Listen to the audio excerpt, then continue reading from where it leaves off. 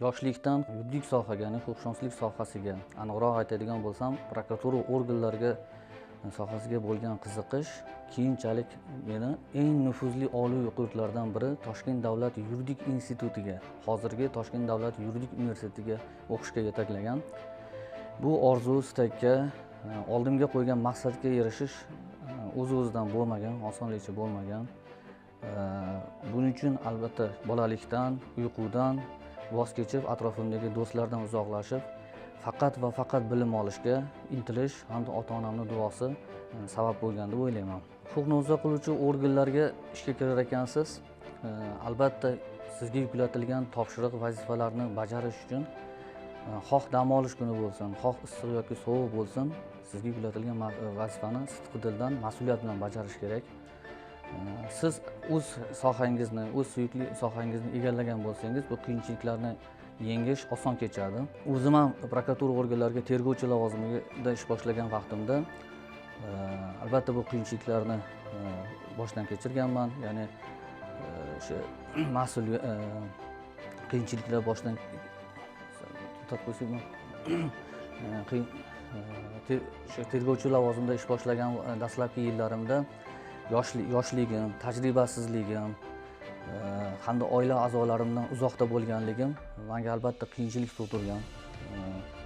Lekin o'zimni sevgan sohamda bo'lganligim sababli tinimsiz mehnat va mas'uliyat bilan, ustozlarning maslahati bilan shu qiyinchiliklarni yengish harakat qilganman.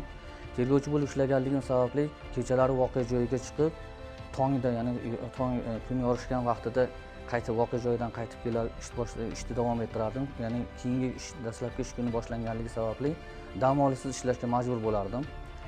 Lekin ish hajmining ko'pligi, yelkamdagi mas'uliyat yuki meni dam olishga qo'ymas edi.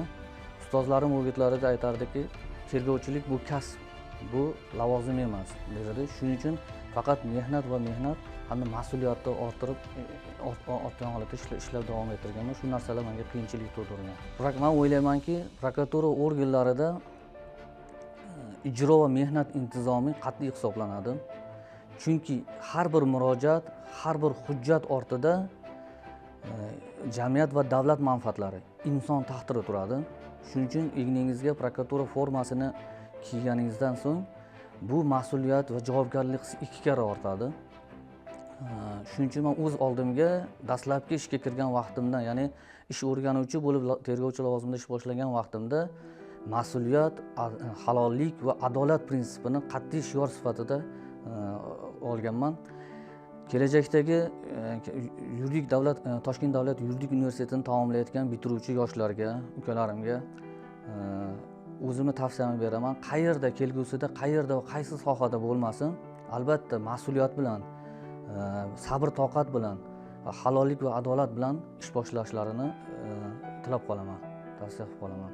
Hammamizga ma'lumki, davlatimiz rahbari tomonidan so'nggi yillarda barcha sohalarda, jumladan oliy ta'lim sohasida ham bir qator islohotlar amalga oshirib kelinmoqda. Jumladan Toshkent davlat yuridik universitetida ham 2020-yildan talabalarni baholash mezoni o'zgartirish kiritilib, ya'ni raqamlashtirildi.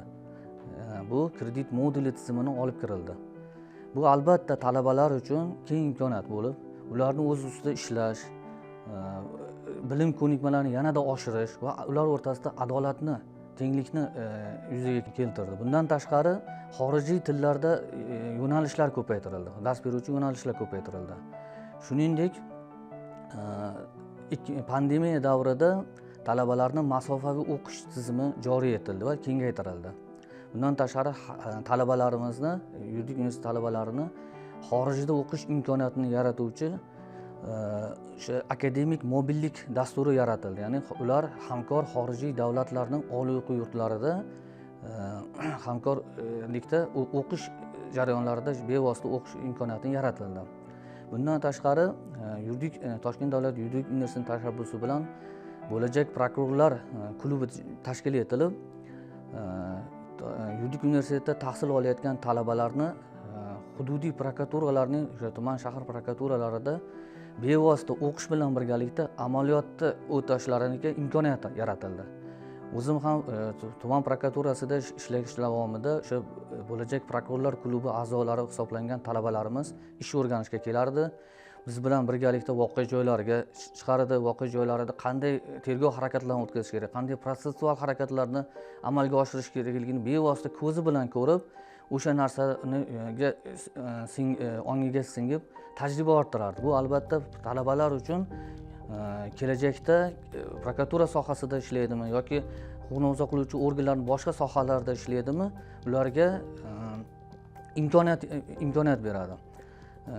Shuning uchun men istardim barcha talabalarni bo'lajak prokurorlar klubiga a'zo bo'lgan holatda o'sha tuman shahar agar prokuratura organlarida ishlash niyati bo'ladigan bo'lsa, a'zo bo'lgan holatda tuman prokuraturalarida ish o'rganish, ularda ustozlardan bilim ko'nikmalarini olish imkoniyatidan to'g'ri foydalanishlarini istab qolardim va tavsiya qilardim. Qiyinchiliklar juda ko'p. O'zi aslida tuman ishlash jarayonini Sirojin akam boshdan kechirganlar. Tuman tergovchi lavozimi, bu tergovchilik o'sha yuqorida aytib o'tdim. Ya'ni tergovchilik bu kasb. Tergovchilikda siz har bir harakatingizni, protsessual harakatingizga javob berasiz. Mas'uliyat hissi juda yuqori hisoblanadi. Insonni taqdirini hal qiladigan kasb hisoblanadi bu tergovchilik. Shuning uchun har bir qaror qabul qilayotgan jarayoningizda, mustaqil qaror qabul qilayotgan vaqtingizda albatta avvalo qonunlarga bo'ysungan holda, konstitutsiya va qonunlarga bo'ysungan holatda qaror qabul qilish kerak. Chunki insonni kelajakdagi insonni taqdirini o'zgartirib yuboradi. Siz qabul qilayotgan har bitta noqonuniy qaroringiz insonni taqdirini o'zgartirib qo'yishi mumkin. Shuning uchun men tavsiya qilaman, bu tergovchilik kasbini tanladimi, inson egniga prokuratura organlar formasini kiydimi, albatta vijdon ishi bilan yondashib, vijdoniga quloq solgan holatda ishlash kerak, mehnat qilish kerak va hech qanday bu qiyinchiliklar o'zini kelajakda mevasini beradi. Prokuratura organlariga ishga kirar ekanman, insonni yoshlikdagi xarakterini o'zgartirasiz, o'zingiz xarakteringizni tarbiyalaysiz, charxlaysiz.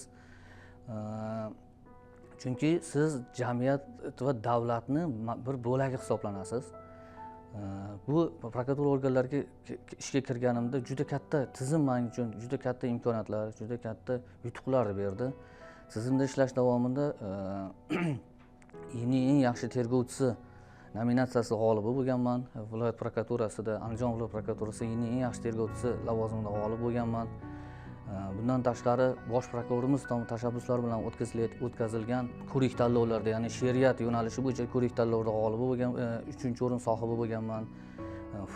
Mini futbol bo'yicha jamoaviy futbolda 3-o'rin g'olib bo'lganman. Hamda sport to'garaklarining bir qator yo'nalishlari bo'yicha ham o'tkazilgan yo'nalishlarda munosib ishtirok etib, qimmatbaho sovg'alar bilan taqdirlanganman.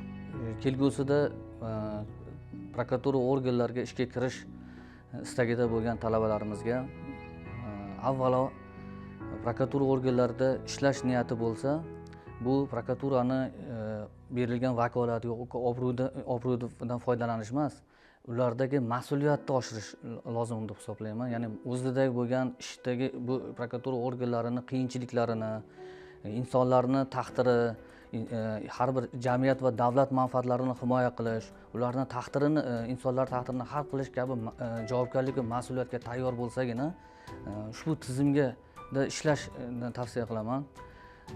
Sababi bu prokuratura organlariga ishga kirganingizdan keyin o'z-o'zidan prokuror bo'lib qolmaysiz. Albatta dastlab tumandagi qiyinchiliklar, so'ngra viloyatdagi qiyinchiliklar hamda barcha qiyinchiliklarni, mas'uliyatni, sizga topshirilgan vazifalarni sidqidildan bajara olsangiz, shunga ko'zingiz yetsa, keyin shu tizimda ishlash kerak deb o'ylayman. Sababi har bir qabul qilayotgan qarorlaringiz, har bir o'sha amalga oshirilayotgan protsessual harakatlaringiz kelajakda, kelgusida bir insonni taqdirini hal qilib qo'yishi mumkin. Shu sababli avvalo o'sha shu tizimda qattiq nonini, ya'ni mashaqqatini, qiyinchiligini kerak bo'lsa oila a'zolaridan uzoqlashgan holatda yoki oila a'zolarini haftalab ko'rmasdan ishlashga bo'lgan o'sha qiyinchilikka tayyor bo'lsagina bu tizimda ishlash kerak deb o'ylayman.